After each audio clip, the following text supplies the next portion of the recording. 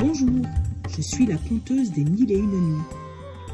La dernière fois, Scheherazade avait commencé à nous raconter l'histoire du pêcheur et du démon. Ce pauvre homme, après plusieurs pêches infructueuses, avait pris dans ses filets une belle fiole de cuivre dans laquelle était enfermé depuis près de 2000 ans un démon. Lorsque celui-ci sortit de la fiole, il était tellement en colère d'avoir été coincé si longtemps à l'intérieur qu'il avait promis la mort à celui qui le délivrerait, mais lui laisserait choisir sa mort. Le pêcheur a essayé de supplier le démon, mais rien n'y fit. Alors il a pensé utiliser la ruse. Et le vieux pêcheur a dit au démon « Je ne comprends pas comment tu as pu tenir dans une fiole aussi petite. » Alors nous avions laissé le démon furieux parce que le pêcheur ne le croyait pas. Et voici la suite de l'histoire. L'histoire du pêcheur et du démon.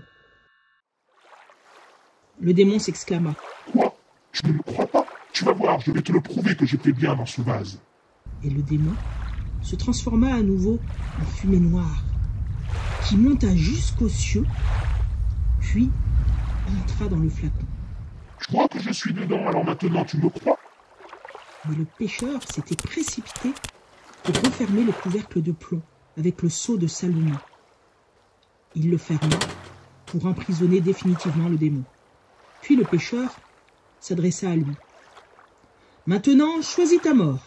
Je vais lancer ce flacon à la mer, et moi, dit le pêcheur, je construirai une maison ici, et j'interdirai à quiconque de pêcher.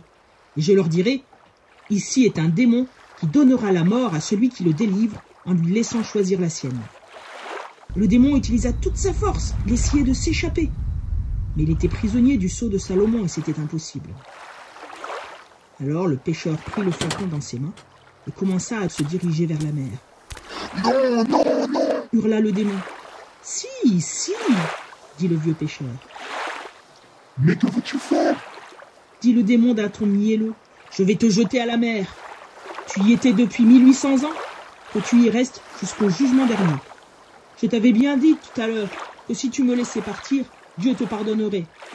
Mais tu n'as pas voulu m'écouter. »« Mais je te comblerai de bienfaits, » dit le démon. « Tu mens, je le sais maintenant. Toi et moi, nous sommes comme le vizir du roi Yunnan et le médecin Douban. » Alors, le pêcheur raconta l'histoire du vizir du roi Yunnan et du médecin Douban. Au temps jadis, il y avait un roi nommé Yunnan. Il était extrêmement riche, il était très courageux. Il avait de nombreuses armées, de nombreux serviteurs. Mais malheureusement, il était affligé d'une terrible maladie. Il avait la lèpre. Tous les médecins du royaume étaient venus pour essayer de le soigner. Tous les remèdes avaient été essayés, mais rien n'y avait fait. Un jour, arriva un vieux médecin renommé, qui était très savant, Maître Douban. Il connaissait parfaitement l'astronomie, les plantes, les herbes, la philosophie. Quand Douban apprit la maladie du roi, il se vêtit de ses plus beaux habits, puis alla vers le palais.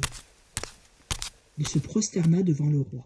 « Mon roi, j'ai appris pour votre maladie, mais moi je vais vous soigner. Et sans remède à prendre, sans pommade à vous étaler sur la peau. » Le roi était extrêmement étonné. « Quoi, que me dis-tu? Tous les médecins ont essayé de me soigner et personne n'a réussi. Je comblerai de fortune toute ta famille, jusqu'à tes petits-enfants. Quand peux-tu me soigner? Peux-tu le faire cela au plus vite? »« Oui, je peux m'y mettre tout de suite, répondit le savant. Alors le savant Douban quitta le palais. Il loua une petite maison pour y ranger ses livres, ses remèdes, ses fioles, ses plantes. Et puis il s'attaqua à confectionner ce qui allait guérir le roi. Il prit un maillet qu'il évida, et dedans, il y glissa un mélange de sa préparation, de plantes écrasées, et de même, il fabriqua une balle. Le lendemain, il retourna au palais voir le roi. Il se prosterna devant lui, et il lui prescrit d'aller au champ de course pour jouer au mail. Le mail, c'était une espèce de polo les joueurs à cheval devaient taper dans une balle avec un maillet. Le roi, accompagné de tous les vizirs, de tous ses chambellans, monta à cheval pour se diriger vers le champ de course. Lorsqu'il arriva, Douban lui donna la crosse et dit au roi: « Mon roi, tu vas taper de toutes tes forces dans la balle. Il faut que tu transpires beaucoup. Alors le remède se répandra dans tout ton corps. Puis tu iras au hammam, prendre un bain, et tu seras guéri. » Et c'est ce que fit le roi. Il alla sur le champ de course avec son cheval, et il tapa très fort dans la balle. Il galopa, et il tapa à nouveau. Quand il s'arrêta, il était en nage. Alors Douban dit au roi Younan: « Très bien, mon roi. Maintenant, tu peux retourner au palais et prendre un bain. » Et c'est ce que fit le roi. Il se rendit au hammam et prit un bain pendant un long moment. Le lendemain matin, le médecin Douban se rendit à nouveau au palais. Et le roi l'accueillit par une accolade. « Douban, c'est extraordinaire. Après mon bain au hammam, je n'avais plus de traces de lèpre. Ma peau était toute lisse. Je te remercie, tu m'as sauvé la vie. » Un grand repas fut organisé entre tous les grands du royaume. Il installa le médecin Douban à côté de lui, et ils festoyèrent.